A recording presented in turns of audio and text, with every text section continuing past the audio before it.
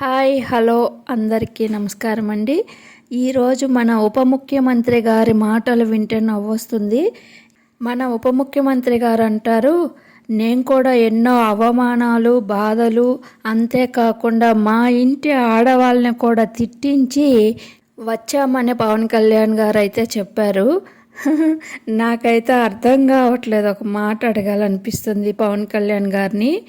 Deputy CM గారు, అందుకేనా ఈరోజు వైసీపీ వాళ్ళని కొట్టినా చంపినా తిట్టినా మీ కూటమి ప్రభుత్వం నోరు మెదపడం లేదు? లేదంటే వీటి గురించి మాట్లాడితే మీ పేరుని కూడా రెడ్ బుక్లో ఎక్కిస్తానని ఏమన్నా చెప్పాడా? ఎందుకంటే మీరు ఇలా సైలెంట్ ఉండడం వల్ల జనాలకి అలాంటి డౌట్ కూడా వస్తుంది. మరి అయినా ఏంటి ఉప ముఖ్యమంత్రి గారు, మీలో మీరే మాట్లాడేసుకుంటున్నారు? కాస్త గట్టిగా మాట్లాడండి సార్. పాపం కలెక్టర్లకు కూడా వినపడాలి కదా. అది కాక మీరు ఏం మాట్లాడుతున్నారో వాళ్ళకు కూడా అర్థం కావాలి కదా. భయంగా మాట్లాడతారేంటి? భయం వేస్తుందా సార్? లేదంటే ఏం మాట్లాడాలో అర్థం కావడం లేదా? ఎందుకంటే సినిమాలో నటించినట్టు ఇక్కడ నటించడం కుదరదు. ఉప ముఖ్యమంత్రి గారు, మీరు మీటింగ్ పెడితే మీ పిచ్చి కుక్కల మధ్యలో మాట్లాడినట్టు, అదేలేండి మీ ఫ్యాన్స్ మధ్యలో మాట్లాడినట్టు మాట్లాడితే కుదరదు సార్. ఎందుకంటే అక్కడ కూర్చున్నది ఐఏఎస్ ఆఫీసర్లు కాబట్టి.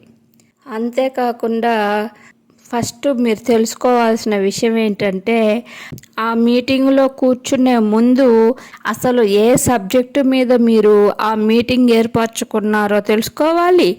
ఆ సబ్జెక్టు మీద మీకు మాట్లాడడానికి అవగాహన ఉందా లేదా అనేది తెలుసుకోవాలి. తెలియకపోతే నేర్చుకోవాలి. అక్కడ అనుకుంటా కాదండి.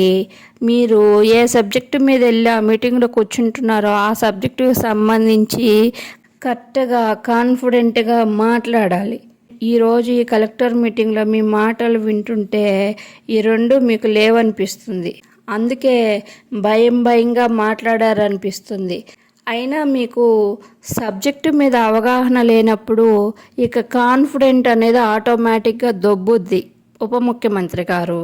ఎందుకంటే రాష్ట్రం విడిపోయి 20 years అయిందా? పైగా నువ్వు చాలా కష్టాలు కూడా పడ్డావా? ఏంటమ్మా అవి? నీ మొహానికి రాష్ట్రం విడిపోయి ఎన్ని సంవత్సరాలు అయిందో కూడా తెలియదు. నువ్వు ఎమ్మెల్యేవి, మా కర్మకాలే డిప్యూటీ సీఎం కూడా. ఏం కష్టం వచ్చింది ఈ రాష్ట్రానికి. Thank you all. సబ్స్క్రైబ్ చేసుకొని ఒక్క లైక్ చేయొచ్చు కదా ప్లీజ్.